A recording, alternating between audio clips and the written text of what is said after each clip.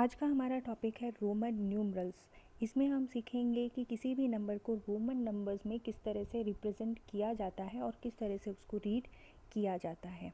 Roman numerals में हमने कुछ नंबर्स की रिप्रेजेंटेटिव अल्फ़ाबेटिकल आइडेंटिटी उनको दे रखी है। जैसे 1 के लिए है आई, 5 के लिए है वी, 10 के लिए है एक्स, 50 के लिए है एल, 100 के लिए है सी, 500 के लिए है डी और 1000 के लिए है एम। ठीक है, अब हम पहले 1 से लेकर 10 तक के नंबर्स को रोमन नंबर्स में किस तरह से लिखते हैं वो देखेंगे, वो सीखेंगे। उसके बाद के नंबर्स को चेक करेंगे। अब हमें टेबल में दिखाई दे रहा है कि 1 को रिप्रेजेंट करने के लिए क्या है, आई है, तो हम यहाँ पे क्या लिख देते हैं, आई लिख देते हैं। अब हम 2 को कैसे लिखेंगे, 2 को तो टेबल में दिखाया ही नहीं है कि किस तरह से लिखना है। तो हम इसको किस तरह से समझेंगे कि जैसे हम बचपन में काउंटिंग करते थे तो 1 नंबर के लिए हम 1 फिंगर लेते थे, 2 के लिए 2 फिंगर्स, 3 के लिए 3 फिंगर्स, 4 के लिए 4 फिंगर्स। यानी हम इसमें क्या कर रहे हैं, एडिटिव मेथड का यूज़ कर रहे हैं, मतलब ऐड कर रहे हैं।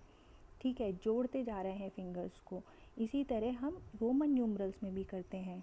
1 के लिए जैसे हमने आई लिया है तो 2 के लिए अगर हम एक और आई को जोड़ देते हैं तो वो बन जाता है हमारा 2। ऐसे ही 3 के लिए 3 आइज़ बन गए। तो 4 के लिए भी क्या 4 आइज़ लगाए जाएंगे? जी नहीं, 4 के लिए 4 आइज़ नहीं लगाते हैं क्योंकि वो हमें रीड करने में थोड़ा सा डिफ़िकल्ट हो जाता है। ठीक है, तो फिर हम इसको कैसे लिखेंगे, हम इसको लिखने का तरीका लास्ट में समझेंगे। अब इसमें क्या है, नेक्स्ट नंबर है आपका 5 और 5 का रिप्रेजेंटेशन आपके टेबल में ऑलरेडी दे रखा है, दैट इज़ वी। अब आपका नेक्स्ट नंबर आता है 6 क्योंकि हमारा 5 नंबर के ज़्यादा करीब है एज़ कम्पेयर टू 10, तो हम इसमें एडिटिव मेथड क्या लगाएंगे, 5 में एडिशन करते हुए हम इसको ऐड करते जाएंगे। यानी 5 में अगर हम +1 करते हैं तो क्या हो जाता है, आपका 6 नंबर बन जाता है। ठीक है, तो 5 को रिप्रेजेंट करते हैं हम वी से और आई को हम रिप्रेजेंट करते हैं, 1 को हम रिप्रेजेंट करते हैं आई से। तो ये हमारा क्या बन गया, 6 बन गया।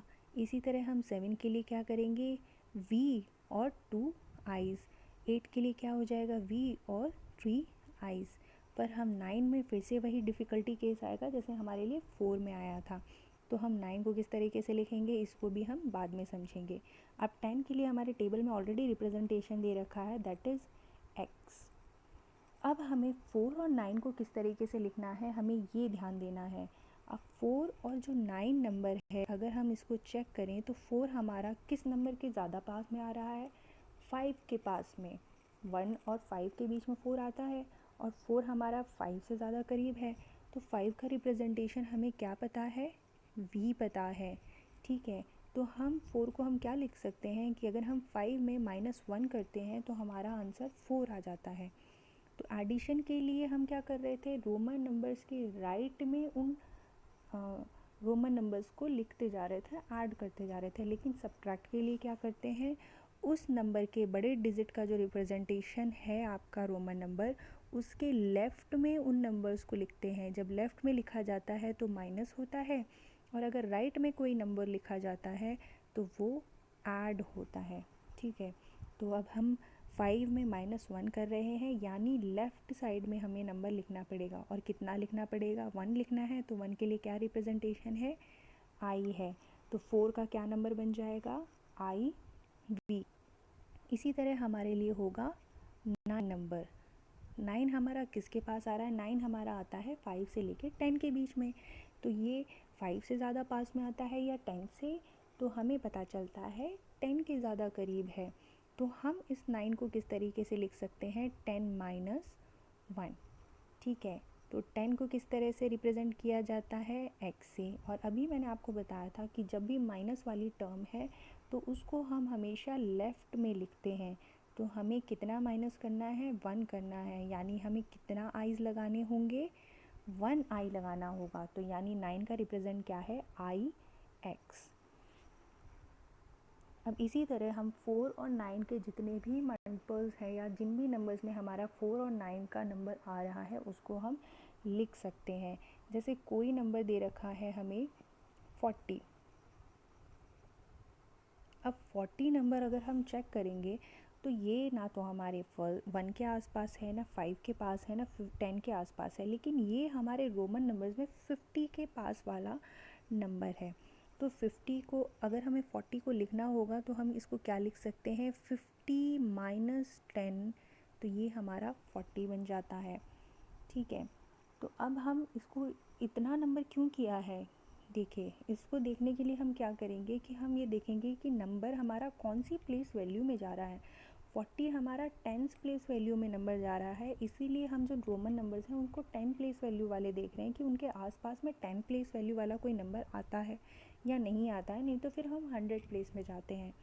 ठीक है, तो अब हमने ये देखा कि 40 के पास में 50 आता है, और अगर हम 50 में से -10 कर देते हैं तो हमारा आंसर 40 आ जाता है। तो 50 के लिए हमारा रिप्रेजेंटेटिव अल्फ़ाबेटिकल आइडेंटिटी क्या है, उसकी L है, और क्योंकि हमें माइनस करना है तो हमें कहाँ लिखना पड़ेगा, लेफ़्ट साइड में नंबर को लगाना होगा। तो 10 के लिए रिप्रेजेंटेटिव अल्फ़ाबेट कौन सा है, X है, तो हमारा 40 किस तरह से लिखा जाएगा, XL से लिखा जाएगा। इसी तरीके से अगर हमें कोई नंबर दिया है 900, तो 900 को हम किस तरीके से लिखेंगे, तो 900 में अगर हम देखेंगे तो 900 हमारा D और M के बीच में पड़ता है, यानी 500 और 1000 के बीच में पड़ रहा है, और 500 और 1000 में से भी वो 1000 के ज़्यादा करीब है। तो 1000 में से अगर हम कितना माइनस करेंगे कि 900 आ जाए, 100 माइनस करेंगे। 1000 में से अगर हम 100 माइनस करते हैं तो हमारा क्या वैल्यू आती है, 900 आ जाती है। यानी 1000 के लिए क्या रिप्रेजेंटेशन है हमारे पास, M है, क्योंकि अब इसके हमें माइनस करना है तो हम इसमें लेफ़्ट साइड में जाएंगे। तो 100 के लिए क्या है हमारे पास, C है, तो हम यहाँ पे लिखेंगे C, और हमारा यानी 900 का रिप्रेजेंटेशन रोमन न्यूमरल्स में क्या हो गया, CM हो गया। तो अब आप इस तरीके से नंबर का रिप्रेजेंटेशन समझ गए हैं। ठीक है, अब अगर हमारे पास कोई भी नंबर दे रखा है तो हम उसको इसी तरीके से इन्हीं सिंबल्स के ज़रिए हम किसी भी नंबर्स को लिख सकते हैं और उसको पढ़ भी जा सकते हैं। जैसे कि अगर आपके क्वेश्चन में आपको कुछ दे दिया है नंबर कि इस तरीके से XX4 XXIV दिया हुआ है, तो हम इसको किस तरीके से पढ़ेंगे, हमें क्या करना है, इसको धीरे धीरे से समझना है कि क्या लिख रहा है ये।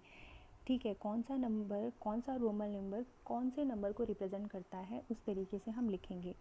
ठीक, जैसे अब हमें पता है x किसको रिप्रेजेंट करता है, 10 को रिप्रेजेंट करता है, फिर प्लस लिखेंगे, x है फिर इसमें, फिर हम प्लस लिखेंगे, फिर 10 लिखेंगे, और प्लस करके फिर हमें क्या दिया है, IV दिया है।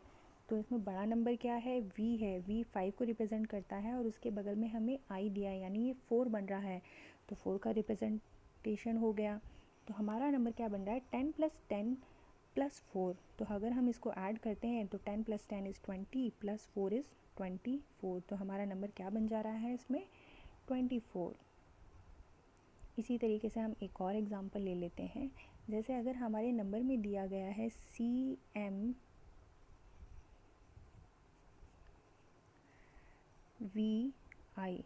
अब इसको किस तरीके से पढ़ा जाए, हमें हमेशा ये याद रखना है, हम कैसे पता लगाएं कि कौन सा नंबर है। जब हमें सिंबल्स याद हैं तो हम पता लगा सकते हैं इसमें सबसे बड़ा नंबर क्या आ रहा है।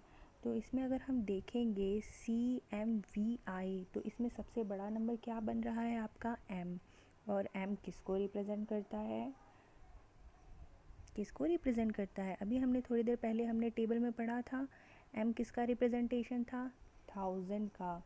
यानी अगर हमें क्वेश्चन में दिया गया है CMVI,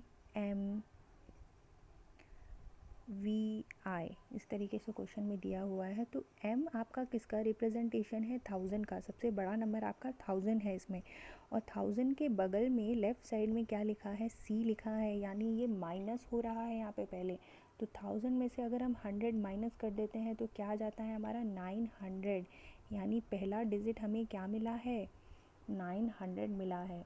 इसके बाद हमारे पास छोटा इससे डिजिट जो आ रहा है दैट इज़ 5 V को रिप्रेजेंट करता है, तो ये हमारा बड़ा नंबर हो गया 5। अब 5 के जस्ट राइट में हमें क्या मिल रहा है, I मिल रहा है, यानी ये एडिटिव हो रहा है। तो 5 प्लस आई क्या हो जाएगा हमारा 6 हो जाएगा। तो ये नंबर क्या बन रहा है 900 प्लस 6। तो 900 प्लस 6 क्या बनता है 906। इसका मतलब CMVI आपको क्या दिखा रहा है 906 नंबर को रिप्रेजेंट कर रहा है।